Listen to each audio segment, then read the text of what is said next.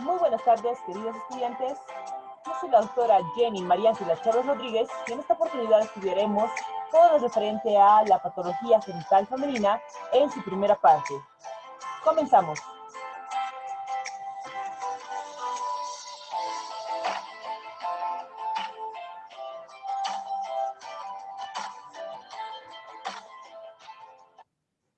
Primeramente debemos estudiar lo que es la embriología del aparato genital femenino, sabiendo que este aparato se desarrolla en la cavidad abdominal, siendo dependiente del botón ureteral, que se origina en el conducto mesonéfrico en la quinta semana. Además, la formación del conducto metanéfrico se da en el uréter.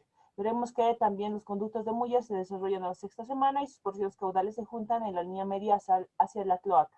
Veremos que el genital femenino se forma desde el tubérculo genital, que va a formar el clítoris, se formará también el seno urogenital, que se convierte en el vestíbulo vaginal.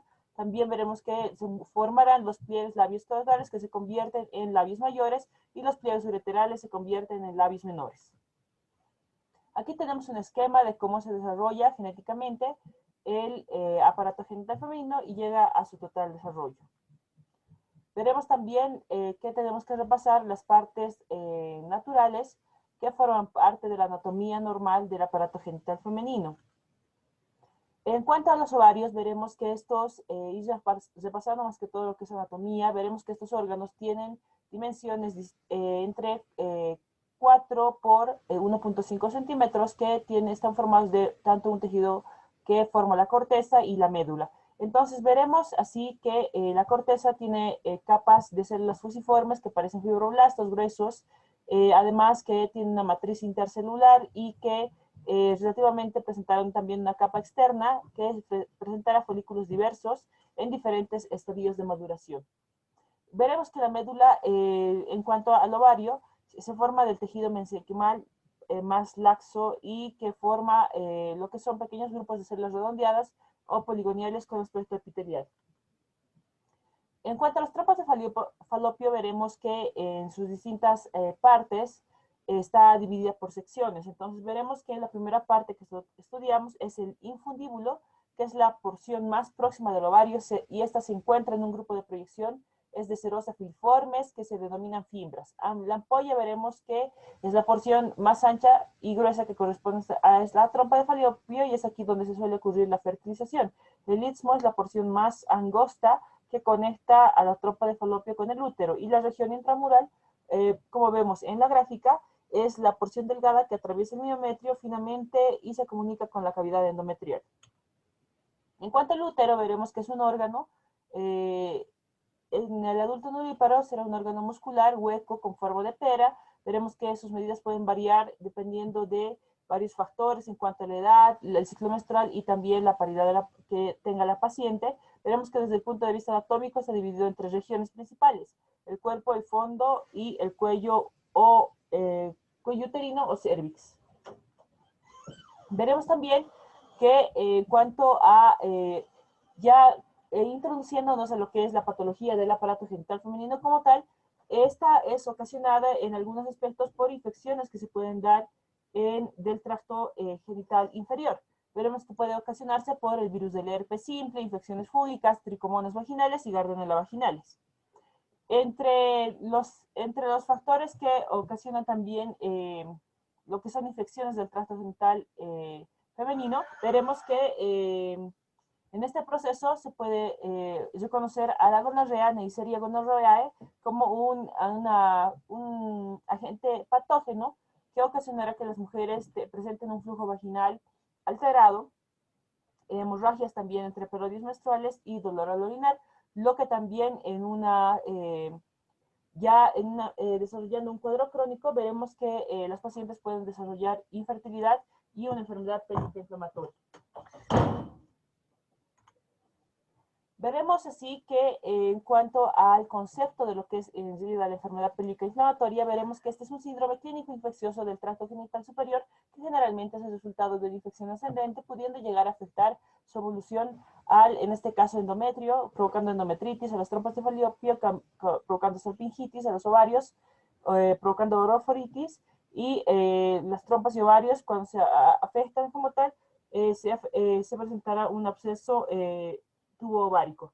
Además que cuando se afectan ya los parametrios, entonces podremos observar una parametritis y también al peritoneo una peritonitis pélvica. En cuanto a la epidemiología de la enfermedad inflamatoria pélvica, veremos que en Estados Unidos más de 1 millón de mujeres sufren este cuadro presentando en sí un proceso de salpingitis aguda. Veremos que la incidencia es máxima en menores de 25 años. El mayor es, en este caso, la EPI, como nosotros la conocemos, es responsable del 20% de los casos que presentan infertilidad. Veremos que dentro de este proceso, la clínica se caracteriza porque la paciente presentará dolor a nivel pélvico, hipersensibilidad exagerada al contacto, fiebre y exudación vaginal. Además, que veremos que esta infección, como hemos mencionado, los gonococos son la causa más frecuente que la paciente al desarrollar la infección de gonorrea puede desarrollar también una enfermedad inflamatoria pélvica. También se asociará la presencia de la misma con la presencia de infección por clamidias o bacterias intestinales.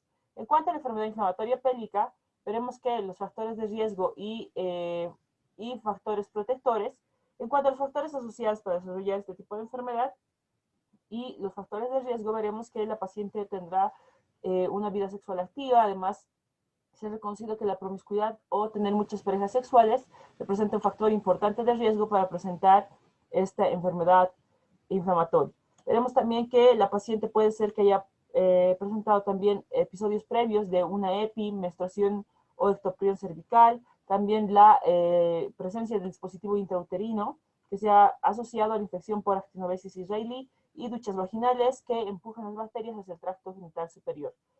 Como factores protectores podemos decir que la paciente que es monógama, que además utiliza eh, algún método anticonceptivo oral que impide y espesa el moco cervical, que impide el acceso de bacterias, también se considera como factores protectores. El uso de métodos de barrera y la abstinencia sexual. En cuanto a la enfermedad inflamatoria pélvica y su clasificación, veremos que según su evolución clínica se clasifica en aguda y crónica, según su etiología puede ser exógena o endógena, según su origen primaria o secundaria, y según estadios clínicos en salpingitis o endometritis, y salpingitis con reacción peritoneal o absceso con tubo ovárico o peritonitis difusa. En cuanto a la clasificación y la gravedad, se han establecido 3 grados, desde leve a moderado y severo, dependiendo de la clínica y la afectación de tejido que este cuadro presente en la paciente. Veremos así también que en cuanto a la patogenia se ha relacionado esto a cuando hay una instrumentación uterina. Eh, por eso, por ejemplo, en procesos abortivos que no se haya realizado los adecuados procedimientos de asepsia y antisepsia y que provoquen algún tipo de infección secundaria a este proceso. También los cambios hormonales durante la menstruación se han relacionado a este proceso, menstruación retrógrada y factores de potenciales virulencia de los organismos patógenos. En cuanto a las complicaciones de la enfermedad inflamatoria pélvica, veremos que la paciente puede presentar infertilidad, embarazo ectópico, dolor pélvico crónico, predisposición a recurrencias y mortalidad. En cuanto a otro tipo de patología genital femenina, podemos estudiar el quiste de Bartolino, que es la acumulación de pus que forma una protuberancia a nivel de las glándulas de Bartolino. No nos olvidemos de que estas glándulas son glándulas bilaterales que se encuentran a ambos lados de los labios mayores. En este caso, este quiste se da por la oclusión de los conductos de drenaje de las glándulas de Bartolino, lo que hace que se desarrolle un proceso de inflamación e infección. En cuanto a otro proceso que nosotros estudiaremos será el condiloma acuminado, ya analizando lo que son lesiones exofílicas benignas que se presentan en el aparato genital femenino. Entonces veremos que el condiloma acuminado en cuanto a ubicación y su morfología podrá presentarse afectando los genitales externos, zonas perineales, vulva, labios menores o mayores, y son más frecuentes que se encuentran en los labios menores y mayores. Además se presentan como excrescencias únicas, vesículas múltiples, de color rojo y en tamaño variará en cuanto a milímetros de diámetro. Macroscópicamente veremos que puede presentarse como acuminada, es decir, plana o invertida, y microscópicamente veremos que podremos ver células digitiformes deformando el epitelio escamoso y presentando acantosis y papilomatosis o hiperkeratosis.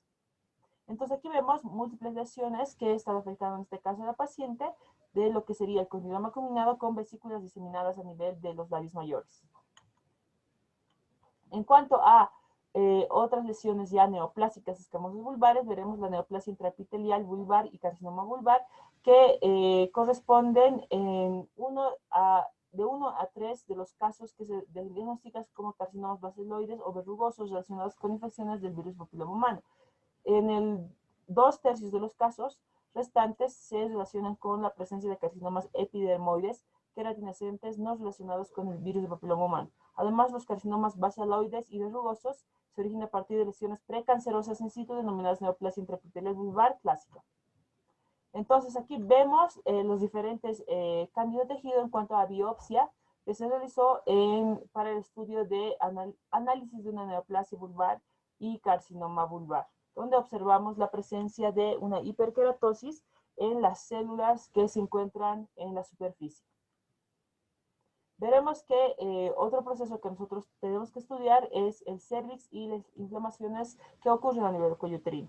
En cuestión de analizar el proceso de cervicitis aguda y crónica.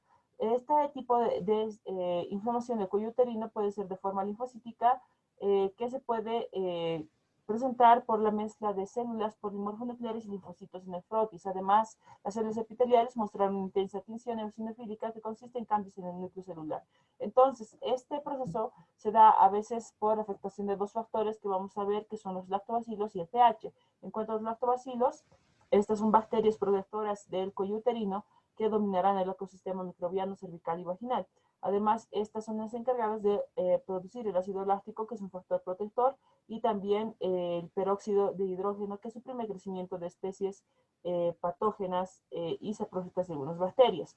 Entonces, veremos también que el pH en el canal vaginal es importante, pues este puede reducir las concentraciones de peróxido y además algún tratamiento antibiótico que puede utilizar la paciente puede diezmar las bacterias y permitir que cambie el pH y haya crecimiento de especies patógenas. Entonces, en una cervicitis aguda y crónica podremos observar también que la paciente presentará una alteración del flujo a nivel vaginal y también inflamación a nivel del cuello uterino. Bueno, eso ha sido todo por hoy, queridos estudiantes. Espero que en la segunda parte podamos profundizar sobre más temas de lo que se refiere a la patología genital femenina. Muchas gracias.